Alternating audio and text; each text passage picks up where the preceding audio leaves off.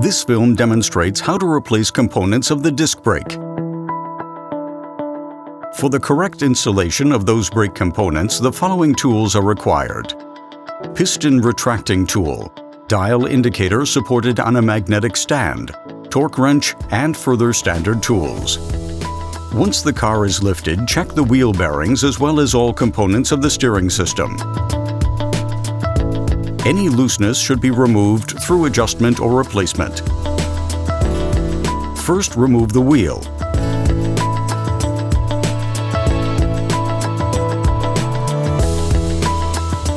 Then turn the axle and perform a visual inspection of the suspension and braking systems to detect visible defects.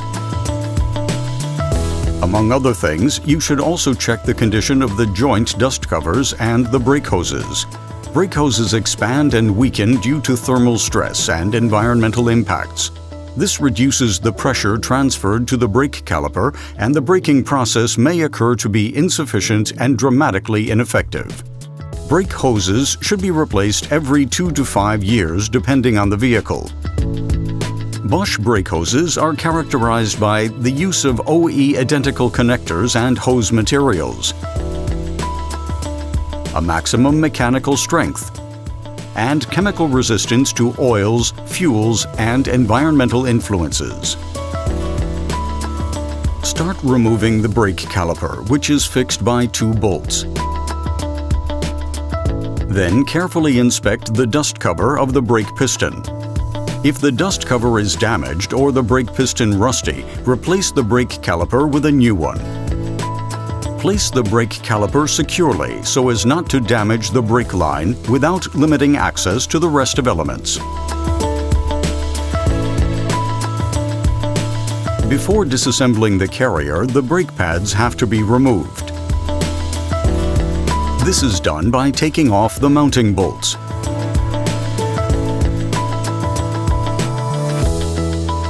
Unscrew the mounting bolt that holds the disc in place when the wheel is removed. Then carefully pull the brake disc off the wheel hub. If the brake disc does not need to be replaced, the wheel hub mounting flange and brake disc assembly must be thoroughly cleaned to remove any contamination or traces of rust. Before a wheel hub axial runout measurement is performed, the wheel hub must be thoroughly cleaned to remove any contamination or traces of rust. To measure the wheel hub axial runout, use the dial indicator on a magnetic stand. The magnetic stand should be fixed firmly. Place the dial indicator on the edge of the hub. Set the dial indicator to 0, then perform the axial runout measurement and rotate the hub 1 complete turn. Now is a good time to inspect the hub machining quality and check for deformations. The acceptable tolerance is defined by the car manufacturer. A deformed wheel hub should be replaced with a new one. To clean the carrier, fixate it. Thoroughly clean the sliding guides and the mounting surfaces. Dirt and contamination may cause the brake pads to jam during braking.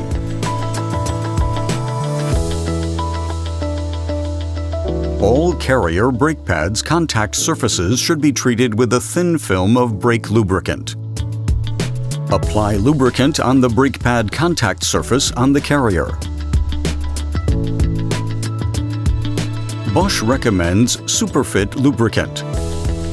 Bosch Superfit is characterized by a high resistance to washout, an outstanding thermal behavior, and damping of resonance vibrations. Now refit the guide pin covers and apply Bosch Superfit lubricant on them. The next step is to push back the piston. Remove the cover and loosen the bleed screw slightly. Let the old brake fluid discharge while pushing back the piston.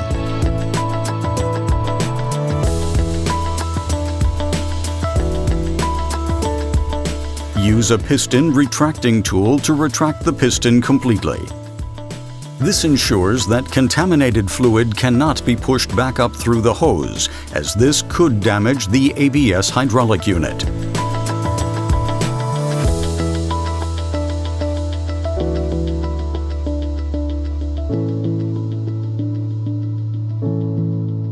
Now the new brake disc will be mounted.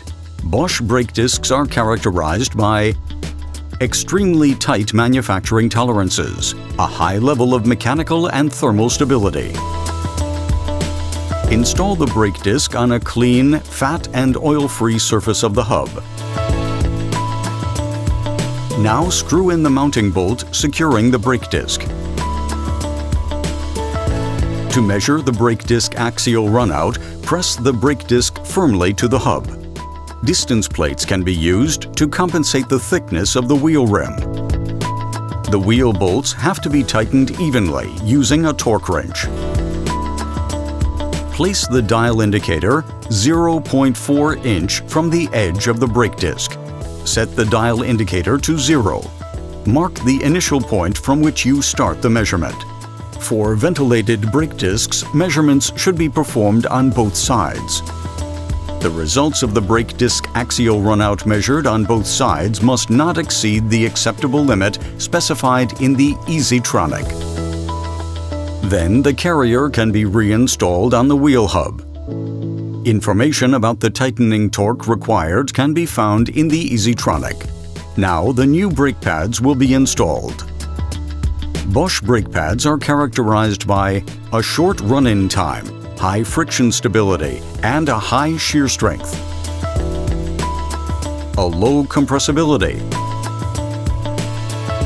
as well as noise and vibration-free braking. Ensure that the packaging is protected by a seal. Each genuine packaging should have an untempered security seal with the Bosch logo on it. A wide range of Bosch brake pads feature anti-squeal shims. These provide superior noise reduction. First, put Bosch Superfit on the sliders and the back plates of the pads. Then load the caliper with the pads. Now the brake caliper is installed. Bosch Exchange brake calipers feature the following advantages. Bosch Exchange has the same warranty and function as new parts. Using exchange parts is environmentally friendly. The brake caliper is now placed onto the carrier. Fix the brake caliper bolts with the correct torque.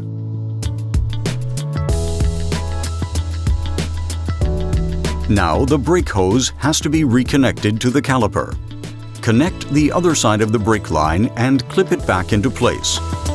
Ensure that the brake hose is neither twisted nor rubbing against other vehicle parts.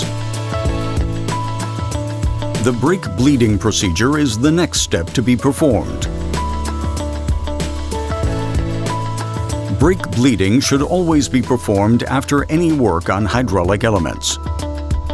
The required type of the brake fluid is specified in the vehicle service manual. Please stick to the bleeding instructions. You can find them in the EasyTronic.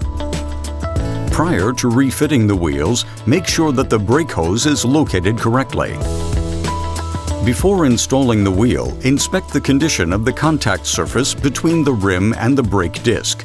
If the contact surface is dirty, corroded, or visibly tarnished, it needs to be cleaned. The same applies to the wheel bolts. Refit the wheel. Then tighten the bolts. Lower the jack completely, then tighten the bolts with a torque wrench according to the procedure found in the EasyTronic. Now, it's recommended to press the brake pedal 5 to 7 times to press the pistons back into the brake pads. Otherwise, a prolonged pedal travel could occur during the first braking actions. Afterwards, check the brake fluid level in the reservoir. After that, we can start bedding in the brake pads and the disc so the brake system reaches optimum operating efficiency. The procedure is simple. Drive at a speed of about 50 miles per hour. Then gently decelerate to 20 miles per hour. Repeat this procedure 5 to 6 times. Then, the wheel bolts should be checked and adjusted again with the required torque. At least a brake performance test is carried out on a roller brake tester. Measurement results should be printed and presented to the client. Benefit from Bosch as a strong partner. Bosch provides for the aftermarket and workshop sectors tested and reliable products, individually adapted and tested solutions for every vehicle, brake components exceeding legal standards, and an established professional support for the workshop with testing systems, trainings, and services from a single source. Full support for your brake business. Bosch. Invented for life.